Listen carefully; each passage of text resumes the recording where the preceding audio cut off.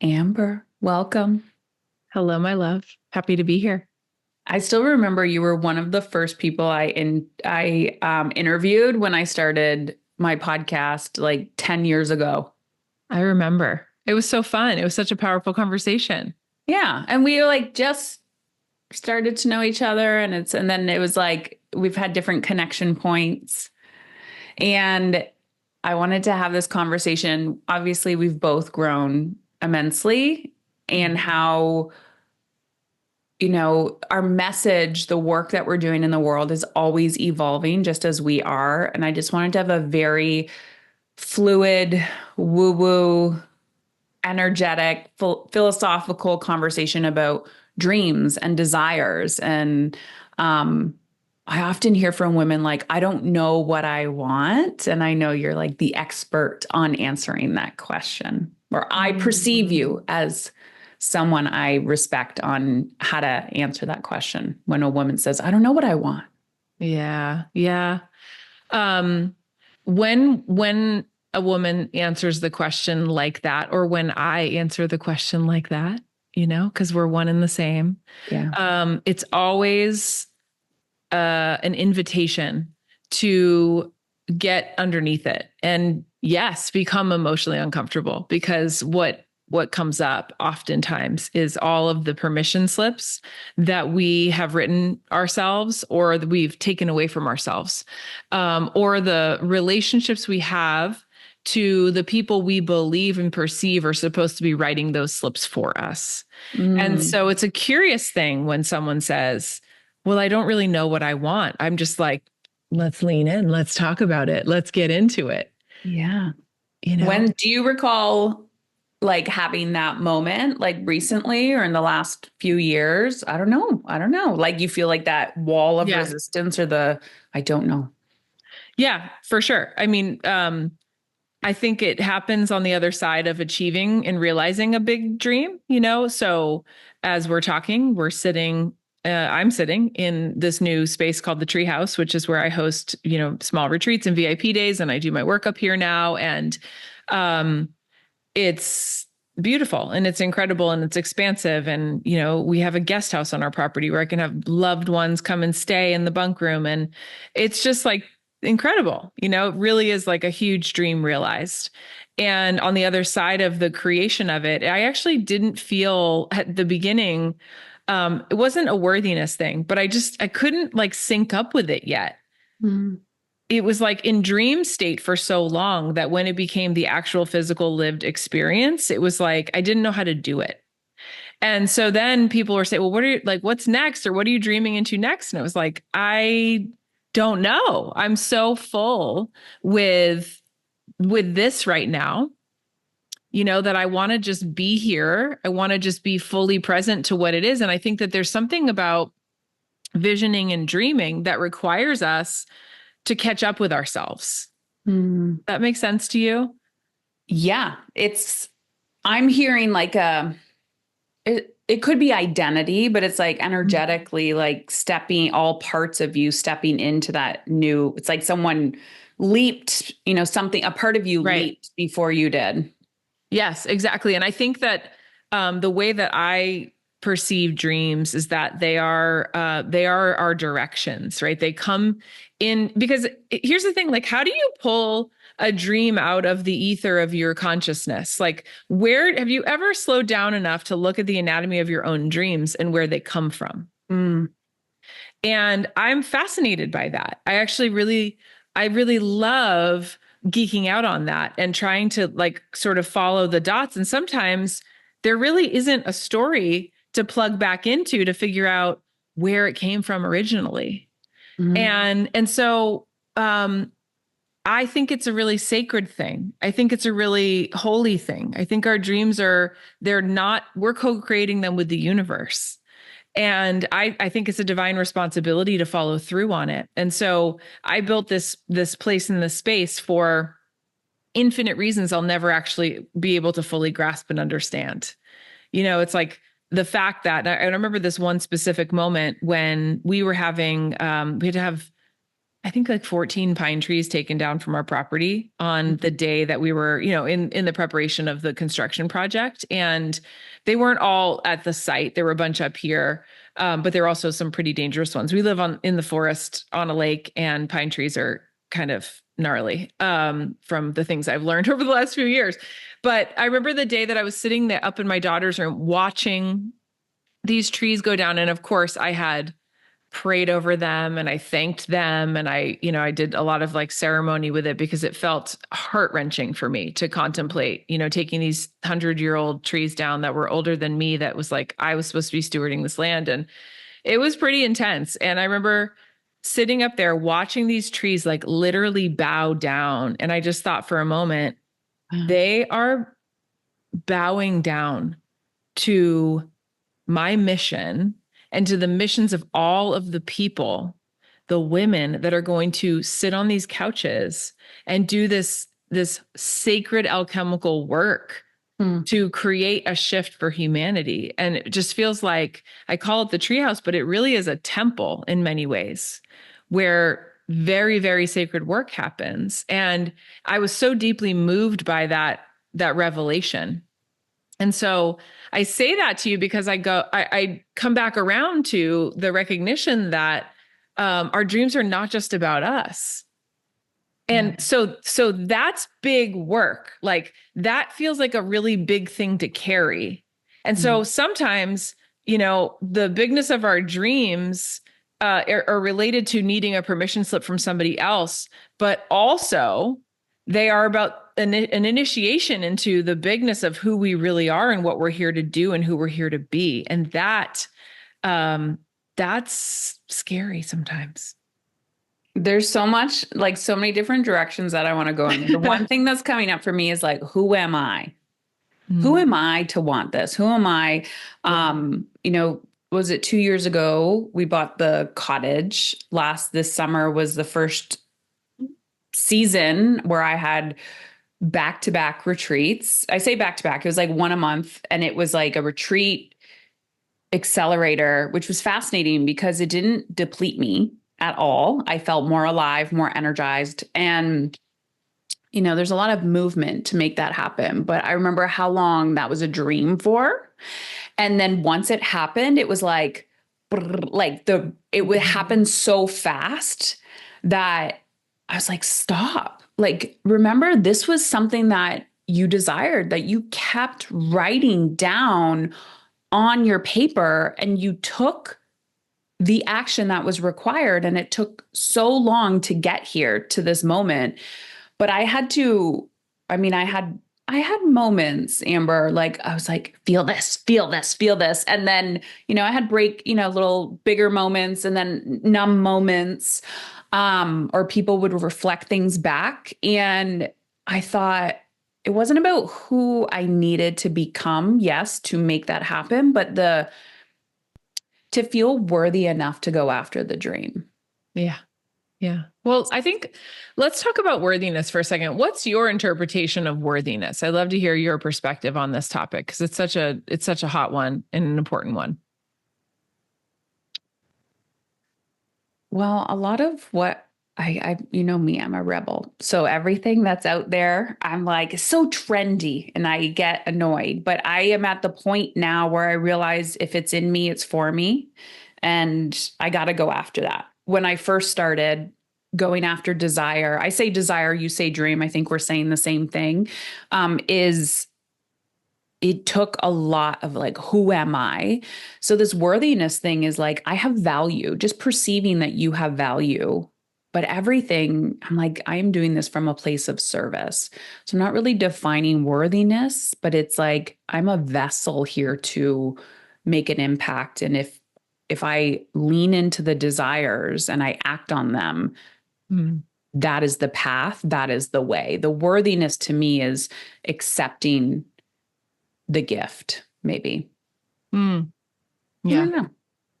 Well, the definition of worth in the dictionary is deserving of merit or recognition. So my interpretation of that, or my question to that, is always, according to whom? And if you are maintaining your sovereignty and standing in your power and understanding that you are the creator of your reality, then you get to decide what worth is for you and what's a worthy endeavor for you to commit yourself to. And so, yes, exactly what you said. That's how I perceive it as well. And of course, there can be a million differences and iterations of that.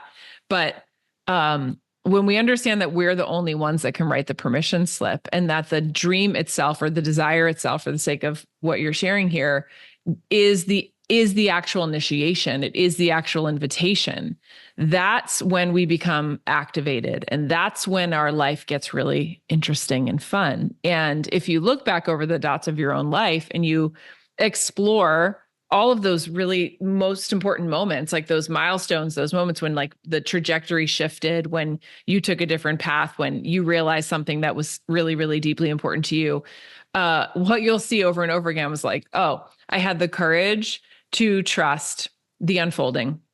I had the courage to follow the dream, even when I had no guarantees that it was actually going to amount to what I hoped it would. And because I had that courage, not only is my entire life different, but the entire world is different as a result. I'm curious your relationship with courage versus risk. Because I just had a conversation with Rebecca Minkoff, the designer, and we're all saying the same shit, just different language, right? Yeah, so people will talk about risk, uncertainty. I'm just curious how you define courage versus risk, or how you perceive that. Because some people are like, I'm taking a risk, I'm stepping into the unknown, except the desire's there for them or the dream is there. Right. So is that really that unknown? I mean, you don't know what's going to happen, but you can trust, courage. I like the way that Brene Brown talks about wholeheartedness, is moving toward the dream with your whole heart. And understanding that, and I've just experienced this over and over again, that the launching pad and the landing pad are going to be there. I think risk to me, well, I mean, it's inherent. Being alive is a risk. Everything's a risk all the time. And so to me, I can be inspired by the idea of taking the risk. There's the no risk, no reward, adage that people use all the time.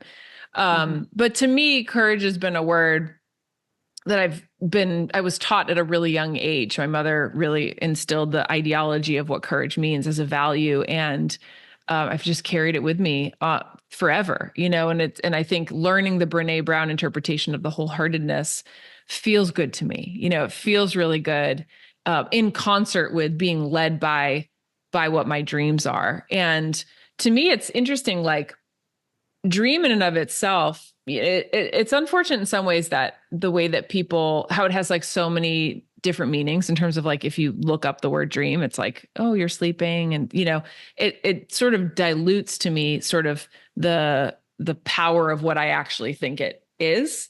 But I could take it and I could put it into The Alchemist as like the dream is the personal legend, right? It is like the quest that I'm being invited to embark upon, and how every single person here has their own version of that. And I'm excited to hang out with people who want to talk to me about what those dreams are, right? Like the most exciting thing to me is to like think about if I really want to know a person, right? The question I want to ask them is like, what are you dreaming about right now? Yeah. And their willingness to tell me is a form of intimacy, right? It's a very sacred thing for someone to be like, well, I want to write a poetry book, or I want to live on a lake, or I want to find my soulmate and have 3 dachshunds. It's like, oh, okay. I want to know that about a person. It's just like it's a deep form of intimacy. So I love dream. I mean, I have a podcast called Ignite Your Dream. I want to talk about what your dreams are, and I'm obsessed with it. It's like what brings you to your aliveness? Let's focus on that. What brings you to your aliveness? Why do you think it's so easy for people to abandon their dreams? Like, do you find I'll get people that are like, okay, you do the workshop, you have the space, you're like writing it all down. And then you could meet up months later and be like, so what, tell me about your dreams. And they're like, oh, I haven't had time for that. Like, why do we abandon them? Mm. Because we learned from people who abandon their dreams that a dream is a wish your heart makes when you're fast asleep, right? It's like wish upon a star. I think that's actually really interesting. I saw that movie. Did you see that Disney movie Wish? Probably No. your kids are older, so you probably didn't see that. I mean, I wouldn't encourage it, but anyway, I was so irritated because it was called Wish. And I was like, bro, this is literally about people's dreams. Mm, And there was this guy in the movie. I'm just going to completely spoil it. He has all of the people in the community come and they give the guy that, like the king or whatever, their wish. And so it's like this ball, like a glass ball, and their wish is inside of it. And you can like see the movement of of this wish, right? And there's this like beautiful song where they're singing, and it was gorgeous. It was like probably the most gorgeous part of the movie. And the girl, like from the town, comes and she sees all the wishes, and she's just like so filled up of like, this is the most sacred thing that these people had. Their whole life is about this. And yeah. they call it the wishes, but I was like, it's actually their dreams. We can call it whatever we want, semantics here. But then this guy like takes their I'm going to call them dreams for the sake of me being on this podcast and I get to say what I want right now. This guy takes their dreams and he like basically puts out in front of them and he's like, you'll do what I want and then I will like make it come true. But then he pulls it back and he's Mm, like manipulating people with their dreams. And so I think that ideologically as a society, like we think that we can't have what our dreams are, our wildest dreams. yeah. And then shattered dreams, like there's all these different metaphors that come with it that we have these stories about. And at the root of it, I think most people's wildest dream is just to feel loved and to feel like they belong and to feel like they matter. Yeah. And if you grew up feeling like that wasn't true, then why would you then be like, I'm going to go write the book, I'm going to go, whatever, climb the mountain? And so I think that it requires, in order for us to really fulfill and to live into our dreams, it requires a lot of deep personal work and acknowledging where that hurt has originated from. And then also, for me, one of the greatest catalysts on my journey has been witnessing the shattered dreams of people that I love Mm, and wanting to I think my inner child wanting to show them that it didn't have to be that way for sure. But then also the part of me that just wants to honor them deeply for their courage to go as far as they did. So it was possible for me to be this version of me. yeah. Yeah. I have a huge belief in that. I'm like, pass the baton, right? We're all doing the best that we can. And it's like, what is inside of me and what do I have the privilege of creating That's in it. this one precious life? Like, I feel a strong Mhm. desire that is part of my journey here. If I have the capacity to do so, if I have time left, That's it. then I'm going after it so that I can just clear space Mhm. in the unknown of like, I don't need to be attached to what actual patterns am I breaking. Right. It's going to continue for the next person or next woman or next generation. Yeah, because it's really a conversation about freedom, isn't it? It's about like becoming personally free. And I think like that's what your podcast is really about at the root. It's like, what are these pathways and patterns that hold me in bondage to identities and stories that are not serving me and certainly not serving humanity Yeah. at large, and they're not serving my children. And so, especially as mothers, it's like, where am I inhibited? And where am I held back and what stories am I not only telling but living? Hmm. And I certainly we're going to have our blind spots until they're ready to be alchemized and they're ready for us to you know activate. But I'm just voracious for looking at where am I held back and Yeah. what's the source of that? And my dreams are the thing that have been the sparks to help me get in motion. I I'm like nodding my head, yes, yes, yes, because I can identify with this now. I'd say my identity is aligned with this. I'm curious. Like my dreams will bring me back home to myself. My dreams will bring me back home to what do I need? Where am I going next? Like I have to actively listen, right? We have to Yes. listen, we have to hold space, we have to create like for ourselves. And that's a skill. That's a practice. Right. And there's a lot of noise out there to distract us. And so, what do you say to that woman who's like, I'm going to go for that walk? I'm going to do pen to paper. And Amber, when I'm like, okay, nothing's coming out. Like, the resistance gets so big. Or Mm-hmm. I've taken big leap. I've taken the courageous action. A dream has been realized. And now I'm like, what's Now next? what? What's Yeah. next? Yeah. I'm frozen. Right. Yeah. Mhm. Yeah. I mean, I've been there many, many times. And I feel like in the last couple of years, because I realized all of these things, like, we adopted our son after 7 years of infertility and heartache. And um, I almost felt like I wasn't allowed to want anymore, like to desire or dream anymore because I had like everything, and it was like Alex coming home and being in our family was just, it shifted my whole world on its axis of like what's possible. And it also was like equally heart wrenching, from its adoption is so complex. It is not like, oh, yay, we have our baby now. It's like, yeah, yes, and forever. Right. It's like everything. Mhm. So multidimensional. And so I was in this place of just like, I don't know how to take the next step forward. As like the girl who has the podcast called Ignite Your Dream and says, if the dream it's in you, it's for you, and has been quoted like 1 million times. I was a little bit frozen. Mhm. Um, and so I think for that part, what I really had to give myself permission to do was just be radically honest about what I want. Okay, so here's the question. These are some inroads. Here's a prompt. What is my life about? What is my life about? And Ben and I had this conversation recently on a beach walk on his birthday. Because we were both just kind of like, well, what are we doing? What are we doing?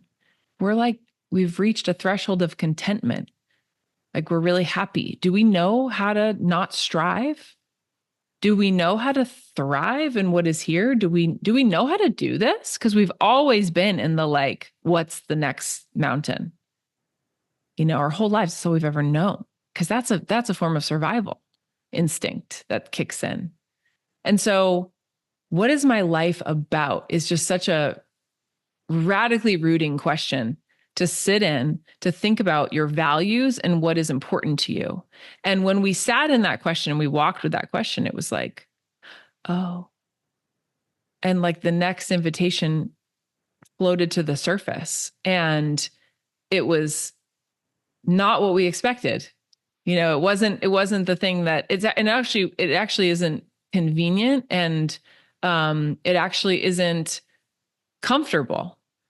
And that's how I actually know every time that it's the thing. It's okay, this is the next walk. And so then the question becomes, how do we want to do this?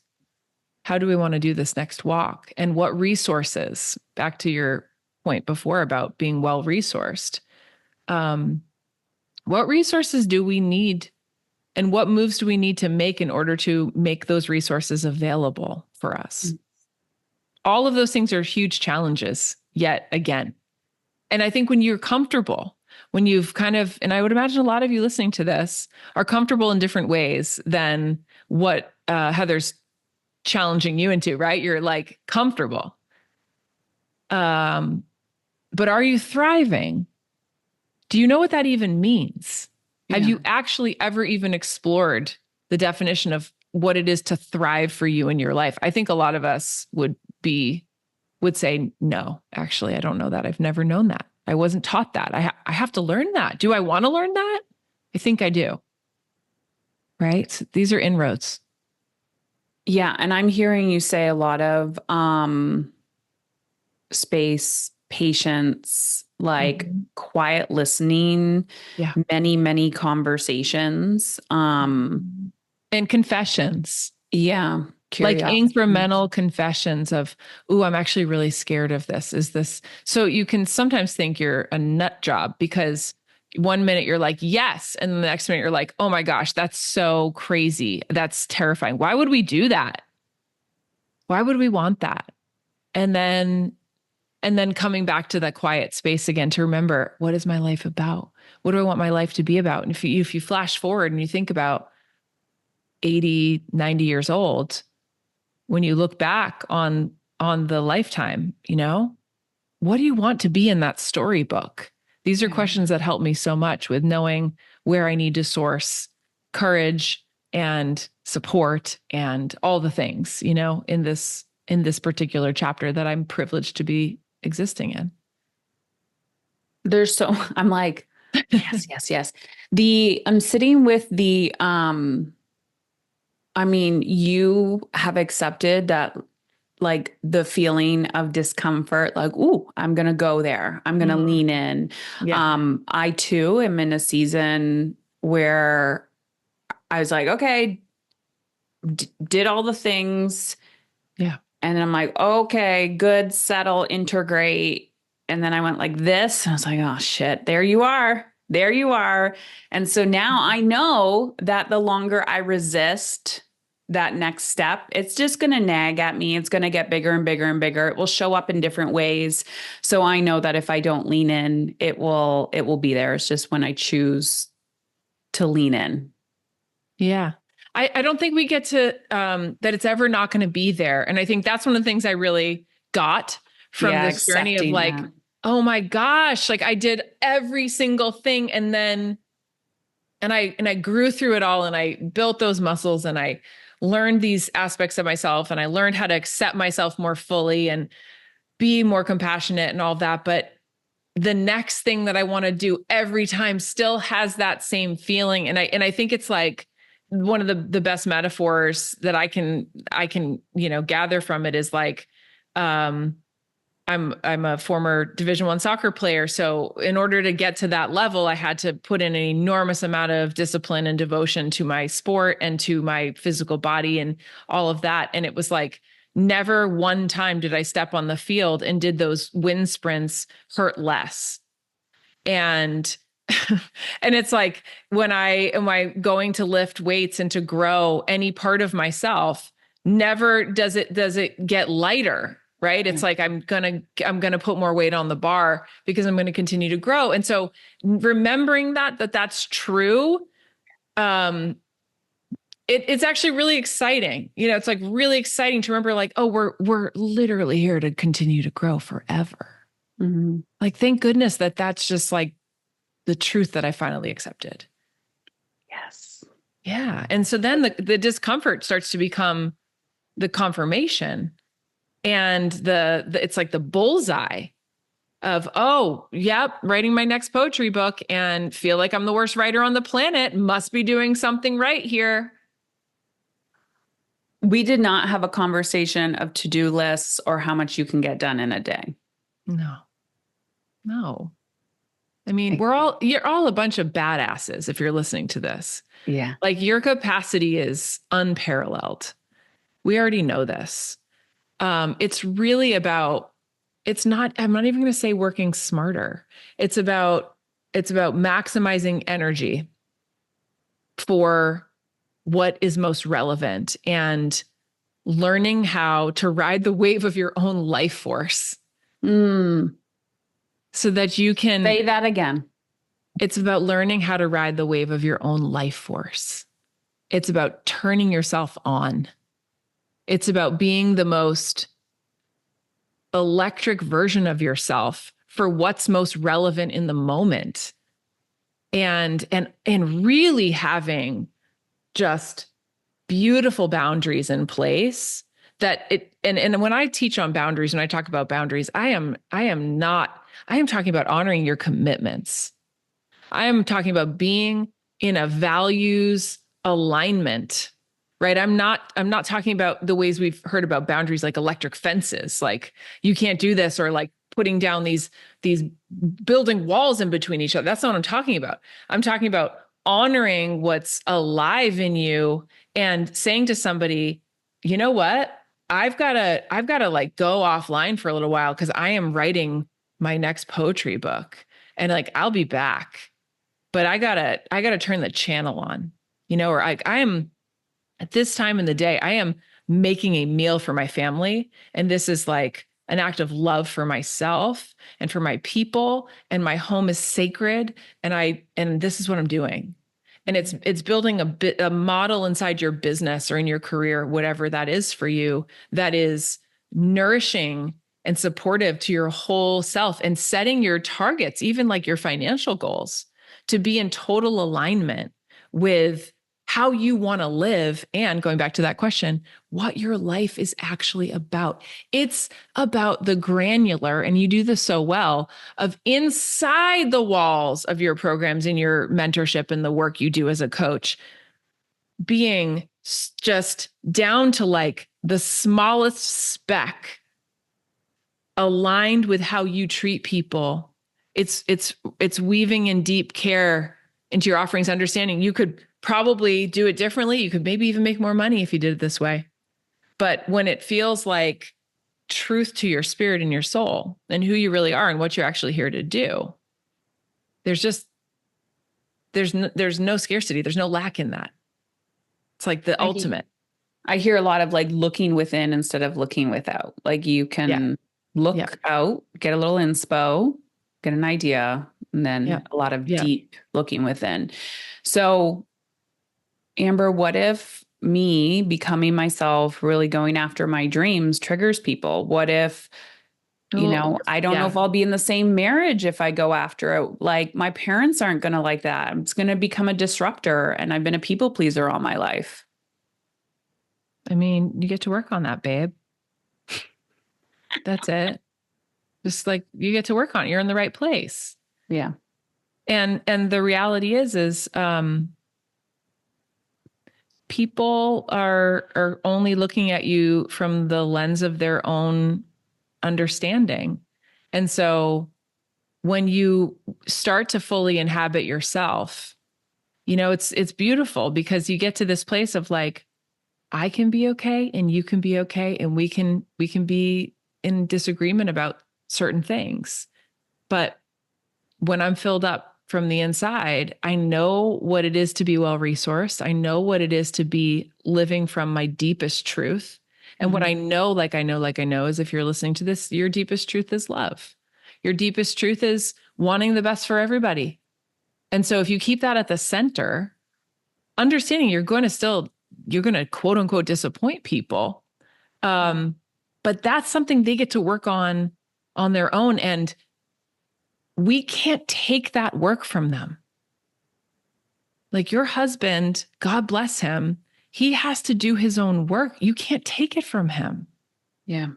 So love him and hold with him where he is, but also don't depart yourself because you're not doing him any favors when you do that. Yeah. Thank you. You're welcome. Where can people find you? What are you up to? I would like to read you a poem before Please we wrap. do. If you're open to that. Please do. This one is going to be in my next book that is untitled at the moment. It's called How to Survive. Feel it all, feel everything. Let it run through you like a raging river, breaking its banks, tearing down everything, every single thing in its path. Let it bring you to your knees and feel each tiny muscle you never knew you had ignite as you rise up to meet your new self.